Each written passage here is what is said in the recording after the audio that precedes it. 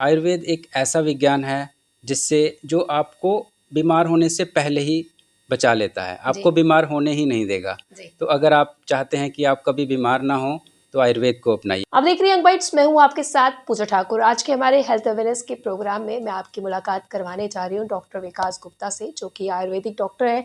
और जिस तरह से हम सभी लोग जानते हैं कि आयुर्वेदा की बात की जाए तो घर पर जब हम होम रेमेडीज पहले इस्तेमाल करते थे तो उसी से जो है हम खुद को क्योर करते थे। और आज की जिस तरह से मौसम चेंज हुआ है, बड़े सारे लोग जो है बीमार हो रहे हैं, खांसी जुकाम बुखार सिम्टम्स जो है हम लोगों को देखने को मिल रहे हैं। लेकिन ऐसे में बच्चों में जो है वो ज़्यादा सिम्टम्स रहते हैं और कहीं ना कहीं बच्चों को जल्दी इन्फेक्शन जो है हो जाता है। ऐसे में क्या कुछ सिम्टम्स जो है हमें इग्नोर नहीं करने चाहिए, इसी सब चर्चा के लिए हमारे साथ डॉक्टर विकास जुड़ने जा रहे हैं। इनसे बातचीत करते हैं। सबसे पहले आपका बहुत बहुत स्वागत है यंग बाइट्स में। नमस्कार। जी सर, मौसम जब भी चेंज होता है तो हम लोगों को एलर्जीज बुखार जुकाम वगैरह ये चीज़ें जो है हम नॉर्मली फेस करनी पड़ती है। लेकिन ऐसे में बच्चों की बात की जाए तो बच्चे ज़्यादा सफ़र करते हैं क्योंकि वो इतना ज़्यादा हाइजीन का ध्यान नहीं रख पाते हैं।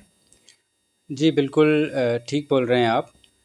हम इस टाइम बड़े सारे ऐसे पेशेंट्स हमारे पास आ रहे हैं जो जैसे ही क्लाइमेटिक ट्रांजिशन होता है, गर्मियों से सर्दी में हम कदम रख रहे हैं, तो पेरेंट्स आते हैं हमारे पास बच्चों को लेके, सर्दी खांसी ज़ुकाम ये सारे सिम्टम्स लेके। तो अगर हम आयुर्वेद की बात करें तो आयुर्वेद इसके बारे में बड़ा क्लियर कट इंडिकेशन देता है कि जैसे ही ऋतु का परिवर्तन होता है तो हमारी बॉडी में वात पित्त और कफ, ये तीन दोषास हैं, इनका भी परिवर्तन होना शुरू होता है। और अगर परिवर्तन से पहले उन दोषास को बैलेंस रखने के लिए कुछ हिदायत बरती जाएं, कुछ प्रिकॉशंस जो आयुर्वेद ने बताई हुई हैं वो फॉलो की जाएं, तो बड़े सारे ऐसी बीमारियां हैं जो जिनसे हम ग्रस्त ही नहीं होंगे, जो हमें पकड़ ही नहीं पाएंगी। तो इसके बारे में अगर हम पर्टिकुलरली बच्चों की बात करें तो बच्चों में खांसी ज़ुकाम अक्सर देखा जाता है इस मौसम में। तो जो घर में पेरेंट्स हैं, माएँ हैं, उनके लिए कुछ ऐसी चीज़ें मैं आपको बता दूं जो आप फॉलो करें तो इन चीज़ों से निजात पा सकते हैं। बिल्कुल। जैसे सिंपल सी चीज़ है, अगर हम बच्चों को सुबह उठ के गुनगुने पानी में हल्दी डाल के और उनको बोलते हैं कि इसकी गार्गल कर लो, तो जो वायरल इन्फेक्शंस जिनको हम कहते हैं कि वायरल इन्फेक्शन हो गई है, गला सोर थ्रोट हो गया है, ज़ुकाम हो गया है, गले में दर्द है बच्चा बताता है, और किसी को टॉन्सिलाइटिस की प्रॉब्लम हो गई, एडिनॉइड्स हो गया है, तो वो कुछ चीज़ें तो इसी गार्गल से ही ठीक हो जाती हैं। जी। तो इस मौसम में और क्या-क्या प्रॉब्लम जो है फेस करने को मिलती है बच्चों के साथ-साथ बड़ों को भी? क्या कुछ ऐसी सीवियर सिम्पटम्स भी हो जाते हैं जो हमें डॉक्टर के पास जाना पड़ जाता है? ऐसे कौन से सिम्पटम्स हैं जिसे हमें शुरू में ही रिकॉग्नाइज़ करना चाहिए, अपने नोटिस में लाकर उसका ट्रीटमेंट करना चाहिए? देखिए, हर इंसान इस दुनिया में जो है वो आयुर्वेद के अकॉर्डिंग तीन तरह की प्रकृति का होता है। प्रकृति का इस समय बहुत बड़ा कैंपेन भी चल रहा है हमारे देश में। प्राइम मिनिस्टर ऑफ इंडिया ने देश की प्रकृति नाम से एक कैंपेन लॉन्च किया था और हम सब आयुर्वेदिक डॉक्टर्स उसमें वॉलंटियर्स भी हैं। आपके दर्शकों को भी मैं ये बताना चाहूँगा कि हर एक इंसान एक पर्टिकुलर प्रकृति का होता है। जैसे हम कहते हैं कि कोई वात प्रकृति का पुरुष है, कोई पित्त प्रकृति का है, कोई कफ प्रकृति का है। तो ये जो मौसम है सर्दियों का, इसमें ज़्यादा जो प्रॉब्लम्स होती हैं, ज़्यादा बीमारियां होती हैं, वो कफ प्रकृति के लोगों में होती हैं। जी, चाहे वो बच्चा हो, चाहे बूढ़ा हो, चाहे युवावस्था में हो। जी, तो ज़्यादा ध्यान रखने के लिए कफ प्रकृति वालों को इसमें ज़्यादा ध्यान रखना पड़ता है, क्योंकि कफ प्रकृति में अगर स्वस्थ भी है कोई पुरुष तो उसमें भी कफ का ज़्यादा प्रकोप रहता है।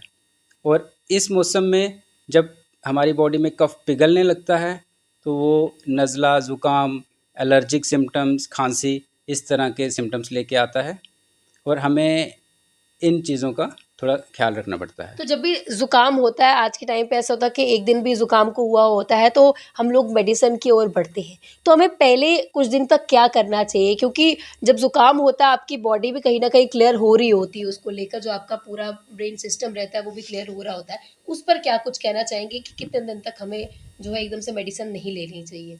बिल्कुल, हम अपने पेशेंट्स को बड़ा समझाते हैं कि बहुत जल्दी एंटीबायोटिक की तरफ नहीं जाना है। पेशेंट्स जैसे ही थोड़े बीमार हुए, खांसी ज़ुकाम होना शुरू हुआ, तो एंटीबायोटिक्स लेना शुरू कर देते हैं। हम उनको समझाते हैं कि एंटीबायोटिक्स लेना, और वो भी इतनी जल्दी और बिना डॉक्टर की सलाह के एंटीबायोटिक्स नहीं लेनी चाहिए, क्योंकि ये मौसम के साथ जो चेंजेस हो रही होती हैं, इनको ये लाज़मी होती है, ये होनी ही होती इनका है। इलाज भी प्रकृति के अकॉर्डिंग ही होना चाहिए। जी, क्योंकि अगर बड़ी जल्दी एंटीबायोटिक का कोर्स शुरू कर दिया जाए, तो जो कफ हमारी बॉडी से निकलना चाहिए था, जिसका संशोधन होना चाहिए था, वो संशोधन नहीं होके, वो भी निकलना ज़रूरी बिल्कुल, रहता है। बिल्कुल, हमारे आयुर्वेद में शमन चिकित्सा और शोधन चिकित्सा, ये 2 तरह की चिकित्सा कही है। जी, और दोषों का प्राकृतिक संशोधन होना भी बहुत ज़रूरी होता है, क्योंकि अगर ये हमारी बॉडी में इकट्ठे होते रहे, तो बाद में यही दोषाज़ क्रोनिक बीमारियों के तरफ ले जाते हैं। जैसे माइग्रेन हो जाता है, प्रतिशय हो जाता है, क्रोनिक एलर्जी हो जाती है, या ब्रोंकियल अस्थमा होने के चांसेस होते हैं। तो अगर हम इन दोषाज़ का संशोधन होने दें प्राकृतिक रूप से, तो इन जी। चीज़ों से बच सकते डॉक्टर हैं। विकास, आज के समय में देखा जाता है कि लोग जो है वो सेल्फ मेडिकेशन की ओर ज़्यादा बढ़ रहे हैं। आपके पास भी कई सारे पेशेंट आते होंगे, कहते होंगे कि हमने ऑलरेडी ये चीज़ें कर दी हैं, इस तरह की होम रेमेडी हमने कर ली है। होम रेमेडी नुकसानदेह नहीं होती, लेकिन सही समय पर नहीं की जाए तो मुझे लगता है कि नुकसानदेह रहती है। उन लोगों के लिए क्या कहना चाहेंगे जो अपना इलाज खुद ही करते हैं और गूगल बाबा का ज़्यादा सहारा लेते हैं? जी, ये बिल्कुल बहुत अच्छी बात कही आपने कि हमारे पास भी काफ़ी सारे पेशेंट्स ऐसे आते हैं जो पहले से ही गूगल से हेल्प लेके, यूट्यूब से हेल्प लेके, और अनऑथेंटिकेटेड सोर्सेज़ से जो उनको नॉलेज मिलती है, उसको अप्लाई करके आते हैं। फिर हमारे पास आते हैं और कहते हैं कि डॉक्टर साहब, हमने तो आयुर्वेदिक इलाज कराया मगर उससे फ़ायदा नहीं हुआ। जी, और जब हम उनसे पूछते हैं कि कहाँ से इलाज कराया, किसका परामर्श लिया, तो कहते हैं नहीं, हमने गूगल से पढ़ा था, यूट्यूब से पढ़ा था, वहाँ हुँ, देखा था। तो अक्सर होता क्या है कि इन प्लेटफ़ॉर्म पे जो नॉलेज मिलती है, जो वीडियोज़ वगैरह शेयर हुई होती हैं, वो अक्सर ऑथेंटिकेटेड सोर्सेज़ से नहीं होती। बड़े कम ऐसी वीडियोज़ और नॉलेज सोर्सेज़ होते हैं जो डॉक्टर्स ने डाले होते हैं। जी, तो मैं आपके दर्शकों को यही समझाना चाहूँगा कि अगर आप इन प्लेटफ़ॉर्म्स का सहारा लेते हैं, तो पहले ये निश्चित कर लीजिए कि ये सही है या नहीं? सही प्लेटफ़ॉर्म है, वहाँ पे जो परामर्श दे रहा है वो क्वालिफ़ाइड डॉक्टर है। जी।